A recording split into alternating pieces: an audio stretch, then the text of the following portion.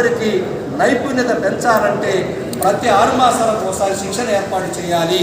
దాని ద్వారా 10 రూపాయలు ఖర్చు అవ్వచ్చేమో కానీ 100 రూపాయల పనిని ప్రభుత్వం తీసుకోవచ్చు, నాణ్యతమైనటువంటి పనిని మనం తీసుకోవచ్చు అనేటువంటి విషయాన్ని కూడా గౌరవ రెవెన్యూ శాఖ మంత్రి దృష్టికి తీసుకెళ్ళడం జరిగింది.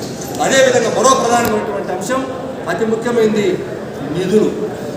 నిధులు లేక రెవెన్యూ శాఖలో తీవ్ర ఇబ్బందులకు గురవుతున్నాం.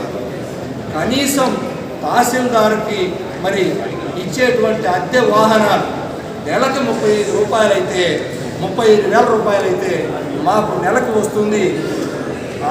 ఇప్పటికే క్లియర్గా చూపించాం, ఏదైతే ప్రభుత్వం ఇచ్చినటువంటి ఉత్తర్వులు 6,512 రూపాయలు ఇచ్చారు, నెలకు 6,500.